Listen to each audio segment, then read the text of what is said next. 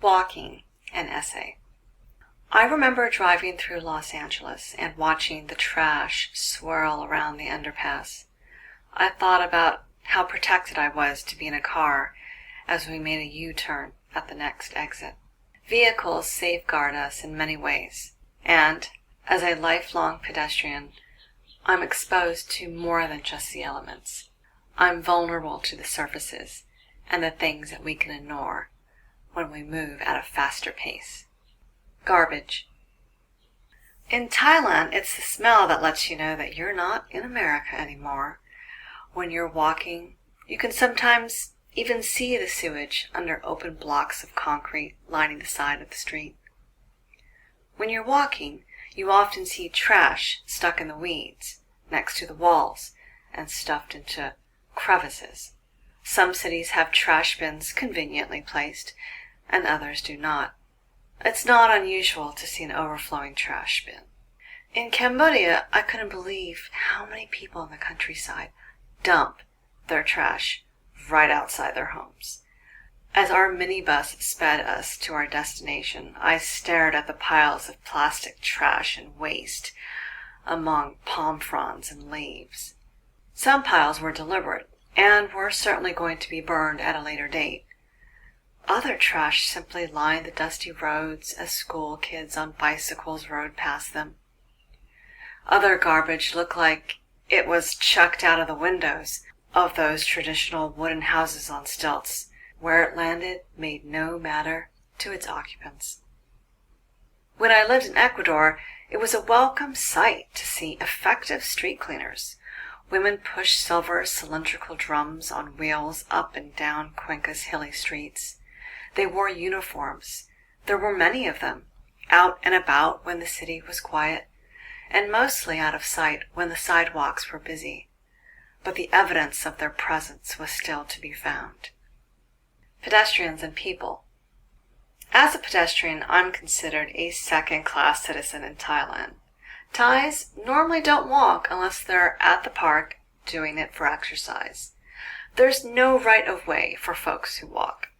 Crosswalks with people on it are often ignored, and zebra crossings are neglected until the paint has faded away completely. If you're walking, you're obviously too poor to afford a motorbike or car, so get out of the way. This is where I think most Westerners have the hardest problem with Thai or Cambodian culture. The rules of the road are so different than what we are used to, and lives are at stake. I was in a tuk-tuk that was weaving helter-skelter through downtown Siem Reap when I saw a blonde woman cursing and yelling at the side of the road as she was trying to cross it. As we rambled by, I was sympathetic, but as a longtime expat, I wanted to yell at her, "You just have to brave it!" Frogger is not only an 80s video game, but a way of life over here. I've been known to link arms with a friend when crossing streets. I sometimes shriek. After all these years, I'm still a terrified rabbit. It's the unpredictability of drivers, and they don't necessarily slow down when you're near. I know of a couple of people who were hit while walking, both in Thailand and in Cambodia.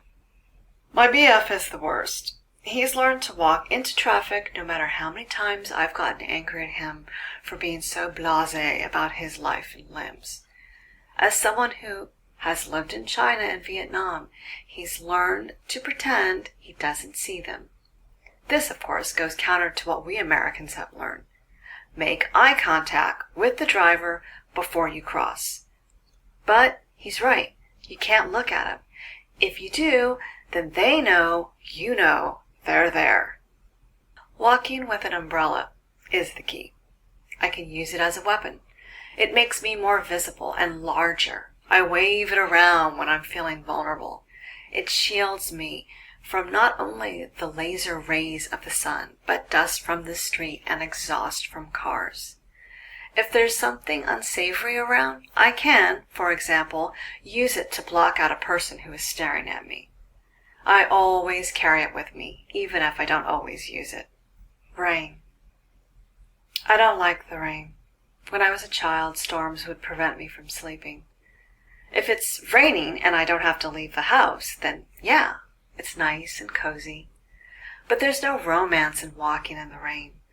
With every step, street grit is kicked up and sticks to the back of my legs. My shoes get soaked. Surfaces become slick. Sometimes it's difficult to see puddles. Raincoats here are not the raincoats of home. They're paper-thin plastic ponchos that seem as effective as taking a large garbage bag and sticking your head and arms through. And yes, this is the land of monsoons and heavy downpours. And still, folks walk around with a plastic grocery bag on their heads and poorly made raincoats. My students come to class soaked and shivering. Proper drainage is no guarantee. Particular areas are known to flood, including right outside my apartment.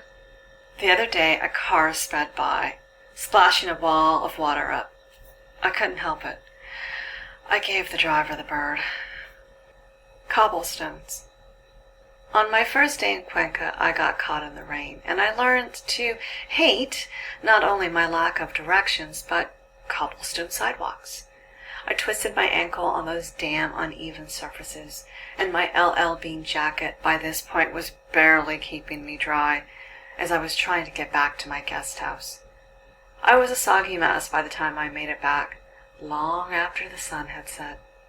I watched the women in their tacos, high heels, link arms with their friends or sisters as they daintily navigated walking around town. It's the only way to do it Moes Things, I figured. Back in Thailand, Chiang Mai made the decision years ago to rip up the cobblestone city center and replace it with the standard gravel and tar. The city claimed it was too expensive to maintain. Folks and shopkeepers along the street saved some of the bricks. Since I worked in the main city center, I was there when they took out the cobblestones and after they'd tarmacked the road. As I reached it, waiting to cross the street, the waves of heat practically knocked the senses out of my head. I couldn't believe how much hotter the area had become simply by repaving the road. Yes, the cobblestones had aesthetic appeal. But I didn't know how much better they were for the environment as well. Snow. Until I left Hawaii for Colorado, I had no idea that snow could cover the landscape like a photo filter, making everything look better. And when the snow started to melt, a reverse filter would show up, creating a slushy, dirty mess. Snow, though, is a lot of work to walk in. It's only when it's gently falling and when no one else is around, it is the best condition to walk in. These are the moments where magic is alive, where walking down the middle of the road feels like Christmas, because you're the first person to create footsteps in the snow. It's so quiet. It's not too cold. It's you and your friend, or it's just you, and listening to your shoes make that crunching snow sound. Or it's that awkward gait as you figure out how to walk in snowshoes. You flounder and shuffle. Sometimes you laugh, sweat, and wish your nylon clothing didn't make that swish, swish sound. You soon discover that some shoes are better than others.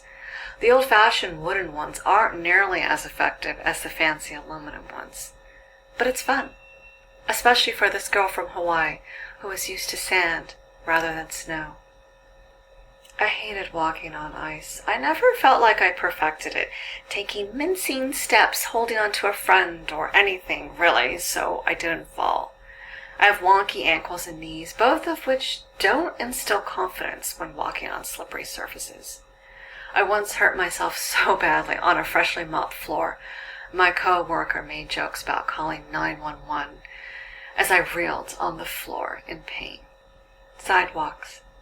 When you grow up in the States, you simply assume sidewalks, like so many other things you take for granted, are the same around the world. They are not. My first post under my previously named blog, Tell Thai Heart, was about looking down at the ground while you walked. You never know what you're going to accidentally step in. Dog shit, trash, food offerings to birds or spirits, puddles, rebar, uneven surfaces, cracks, sewage, sticks serving as orange traffic cones, and my favorite, holes that you can lose your whole leg in. Sidewalks in Thailand and Cambodia also serve as a kind of car park, spaces to park your motorbike and SUVs. It's an extension of people's homes and shops, places to hang laundry, dry fish, or dry out a slab of pork. I hear in some places in Vietnam it's impossible to walk down a sidewalk because they're covered in scooters. I've seen large groups of tourists take to walking in the street. Sometimes the BF does it, and I hate it. Of course, anyone who walks is forced to do it from time to time. If you're lucky, the street dogs will be friendly. I suppose you could daydream while you walked over here, but I wouldn't recommend it. Dirt roads. I don't mind a dirt road unless a car drives by and kicks up the dust. If you're driving in a caravan, then you learn to drive at a distance apart so you don't smoke out the car behind you. If you drive fast down a dirt and gravel road, you'll most likely start to fishtail. That is, your back end will start to move from left to right or right to left, and soon you'll be out of control. But walking on a dirt road or path reminds me that I'm in the countryside. Someone decided not to pave this road because it didn't make sense to do so. It feels leisurely, unless you have abandoned your car and are looking for help. Mostly, I like feeling alone in the world. That might seem strange, but if you think about hiking through the woods, you normally don't want to walk on a crowded trail. Good shoes become important, so the gravel or uneven surfaces doesn't bother you. Some folks like to leave the path, but I don't. It's not safe, and unless I'm with someone who knows what they're doing, I don't chance it. I don't want to be another lost in the woods story. Dirt roads make you feel like you're here for the journey, and paved ones can feel like it's all about the destination. River walks. I fell in love with river walks when I lived in Oregon. My first city was Eugene, which is home to the University of Oregon. I learned to become attuned to the way things were said here, from Eugene, not Eugene, to Oregon, not Oregon, to the Willamette River, not the Willamette. And while I bicycled a lot here, I equally did a lot of walking because it's a damn fine city to do both in. There's a great long bike path from Eugene to the nearby city of Springfield. In Portland, I walked along the river too. It's invigorating. It's cold and crisp. In the La Plata Mountains of Colorado, I felt hot and at elevation. But along Oregon's rivers, I often shivered and kept a brisk pace to keep warm. River walks have a tendency to feel never-ending, even though some river walks are better maintained and continue longer than others. On a mountain trail, I had a destination, even if it was an in and back out again hike. But rivers encouraged me to keep going. Long walks. Mililani, my hometown on the island of Oahu, is a walker's delight. Well, except for the hit-and-run fatalities and accidents. If you don't believe me, Google it. It's a planned community with tree-lined streets and maintained sidewalks. There are parks everywhere. There are hills and long stretches. You can walk for a long or short time, depending on your mood. I miss long walks. Walking in Thailand or Cambodia is pretty much confined to the city park, where you're most likely going to be going in a loop with all the other walkers when the sun is at its weakest. In Bangkok, there are throngs of pedestrians during rush hour, but the City of Angels is also infamous for its traffic. Whether I lived in California, Oregon, or Alabama, I did a lot of walking. I'd explore neighborhoods with my then-boyfriend. We'd dream about the future, discuss plans, or whatever TV show we were watching. It didn't matter. We walked, and then we walked some more. It was not uncommon to do more than one walk during the day. I can recall those walks more vividly than anything else from those times. Childhood. I walked to school with my younger brother. It was probably a 20-minute walk, maybe 15 as we cut through the high school. It's hard to say as we never timed it, and as kids I don't know how fast we walked. The walk to school was uphill, but the walk back wasn't. When I was 16 or 15, I stopped walking after I got my driver's license. But generally speaking, it was a childhood of walking and playing out of doors. The weather was fine, usually. Our neighborhood, safe. Plenty of other kids walked like us. Looking back, I'm grateful. Walking to school and back home was a mini adventure. It still is. How often do you walk? Do you enjoy walking?